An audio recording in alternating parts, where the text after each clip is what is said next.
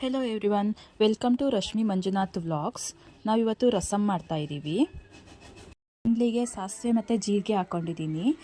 ಅದಾದ್ರ ಮೇಲೆ ಒಂದು ಆನಿಯನ್ ಹಾಕ್ಕೊಂಡಿದ್ದೀನಿ ಮೀಡಿಯಮ್ ಸೈಜ್ದು, 2 ಒಣಮೆಣಸಿನ್ಕಾಯಿ ಹಾಕ್ಕೊಂಡಿದ್ದೀನಿ. ಆಮೇಲೆ ಸ್ವಲ್ಪ ಬೆಳ್ಳುಳ್ಳಿ ಜಜ್ಜಿಟ್ಟು ಹಾಕಿದ್ದೀನಿ. ಸ್ವಲ್ಪ ಕರಿಬೇವಿನ ಸೊಪ್ಪು ಹಾಕ್ಕೊಂಡಿದ್ದೀನಿ. ಇವಾಗ ಇದನ್ನೆಲ್ಲ ಚೆನ್ನಾಗಿ ಮಾಡಿ ಫ್ರೈ ಮಾಡ್ಕೋಬೇಕು.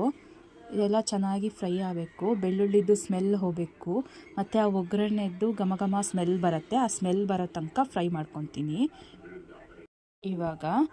ಇವಾಗ ಇದಕ್ಕೆ ನಾನು 2 ಟೊಮೆಟೊನ ಬೇಯಿಸಿ ಅದನ್ನು ಸ್ಮ್ಯಾಶ್ ಮಾಡಿ ಅದೇ ನೀರಿಗೆ 2 ಸ್ಪೂನ್ ಸಾಂಬಾರು ಪುಡಿ ಹಾಕಿ ಇಟ್ಕೊಂಡಿದ್ದೆ. ಅದನ್ನು ಇವಾಗ ಈ ಒಗ್ಗರಣೆಗೆ ಬಗ್ಸ್ಕೊತಾ ಇದ್ದೀನಿ. ಇದನ್ನು ಚೆನ್ನಾಗಿ ಒಂದು ಕುದಿ ಕುದಿಸ್ಕೊತೀನಿ. ನಮಗೆ ಎಷ್ಟು ಬೇಕೋ ಅಷ್ಟು ನೋಡಿ ನೀರು ಹಾಕ್ಕೋಬೇಕು. ನಾನು ಉಪ್ಪನ್ನು ಟೊಮೊಟೊ ಬೇಯಬೇಕಾದ್ರೆ ಉಪ್ಪು ಮತ್ತು ಎಣ್ಣೆ ಹಾಕಿ ಬೇಯಿಸ್ಕೊಂಡಿದ್ದೆ. ಹಾಗಾಗಿ ಇವಾಗೇನು ನಾನು ಉಪ್ಪು ಹಾಕೋಕ್ಕೆ ಹೋಗಲ್ಲ. ಇವಾಗ ನೋಡಿ ಇದು ಚೆಂದ ಮಾಡಿ ಕುದಿ ಬಂದಿದೆ. ಈಗ ಒಂದು ಗೋಲಿ ಆಕಾರದ ಹುಣಸೆಹಣ್ಣನ್ನು ನೆನೆಸಿಟ್ಕೊಂಡಿದ್ದೆ, ಅದರ ರಸನ ಹಾಕ್ತಾಯಿದ್ದೀನಿ. ಅದು ಹಾಕಿ ಅದು ಚೆಂದ ಮಾಡಿ ಕುದಿ ಬರಬೇಕು. ಹುಳಿ ಅದರೊಳಗೆಲ್ಲ ಹುಳಿ ಫ್ಲೇವರ್ ಬರಬೇಕು. ಚೆನ್ನಾಗಿ ಮಾಡಿ ಅದು ಕುದಿ ಬಂದ್ರ ಮೇಲೆ ಇವಾಗ ಸ್ವಲ್ಪ ಕಾಯಿ ತುರಿನ ಹಾಕ್ತಾಯಿದ್ದೀನಿ. ಕಾಯಿ ತುರಿ ಚೆನ್ನಾಗಿ ಅದೊಂದು ಕುದಿ ಬಂತು. ಇವಾಗ ಕೊತ್ತಂಬರಿ ಸೊಪ್ಪು ಹಾಕ್ತಾಯಿದ್ದೀನಿ.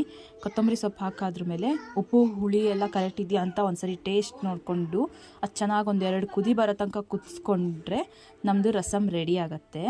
ಇದು ಇವಾಗ 1-2 ಕುದಿ ಬರ್ತಾ ಇದೆ. ಇವಾಗ ನೋಡಿ ಇದು ಕುದಿ ಬಂತು. ಇವಾಗ ಫ್ಲೇಮ್ನ ಆಫ್ ಮಾಡ್ತೀನಿ. ಇವಾಗ ನಮ್ಮದು ರಸಮ್ ರೆಡಿಯಾಗಿದೆ. ನನ್ನ ಬ್ಲಾಗ್ ಇಷ್ಟ ಆಗಿದ್ದರೆ ಪ್ಲೀಸ್ ಸಬ್ಸ್ಕ್ರೈಬ್ ಮಾಡಿ, ಲೈಕ್ ಮಾಡಿ.